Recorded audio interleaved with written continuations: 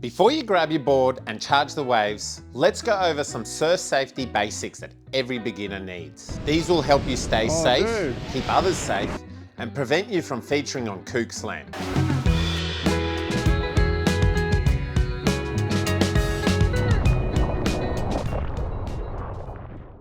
Tip 1.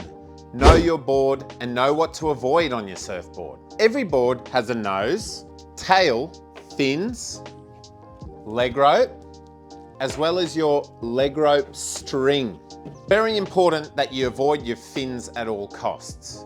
Being a beginner, you might be on a softer board with softer fins, but it doesn't mean they can't still pack a punch. Same thing goes for your leg rope.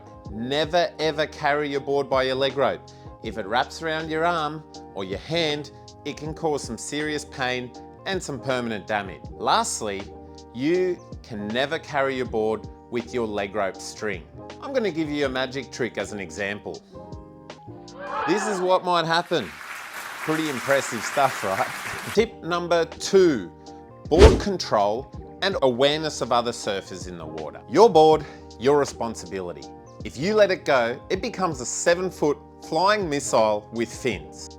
It's really important when you are out in the water, you never stand behind someone. Always walking out next to each other so that we at least prevent any times you lose control of your board that it doesn't hurt anyone behind you. But how do I control my board in the water? Always holding your board nice and firm by the rails next to your body.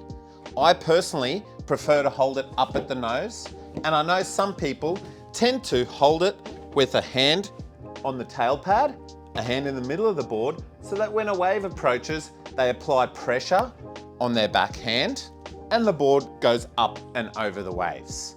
When a bigger wave comes, I hold the board nice and tight at the nose and I actually dive and get my momentum moving forward, lie flat, and most of the time it helps you porpoise through the wave. Keep in mind that your board might be somewhere between 7 to 9 foot long with a leg rope the same size. That's about 20 foot of distance that the board is going to travel before it comes to a stop. This is important to keep in mind for yourself as well as other water users. Tip number 3, how to fall. Similar to a public swimming pool, no diving, no bombing. You're probably not allowed to belly flop at the public pool, and this is what we advise our students to do when falling off. Fall shallow by falling flat on your belly or your back, and I know it might sting sometimes, but this way you're not going to hit the sandbank, which I can guarantee hurts a lot more than a belly flop. If it's shallow, step off your board, no jumping off, because that's a great way to roll your ankle. Surfboards have a great way of boomeranging back at you, especially if you're attached to a leg rope. And that's why it's really important to put your hands on the back of your head, bring the elbows in front of your face to avoid any injuries to the head. Tip number 4, never turn your back on the ocean. It's okay to want to watch your mates' waves, but I usually do it by looking over my shoulder rather than turning my back on the ocean. Now, why don't we turn our back on the ocean? First and foremost, we want to see waves coming. We want to be able to catch those waves. But most importantly, if someone is riding that wave, we want to make sure that we can get out of their way quickly. Move in the opposite direction that someone might be moving on a wave. If you're on a wave yourself and you feel like you might be colliding with someone, remember, where you look is where you go. Look past them, either to the left or right, and generally speaking, that'll get you to move and surf past the person. Where a collision seems inevitable, you should never lean back, as this might shoot the board in the direction of the person you're trying to avoid.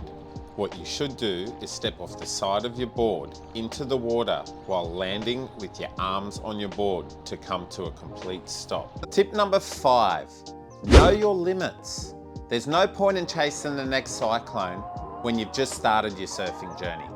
Slow rolling waves with a nice bit of length of ride allow you to practice your technique, improve on your surfing, and make you feel accomplished when leaving a session, rather than leaving with a nose full of water, which we like to call tap nose because, well, I think you get the point.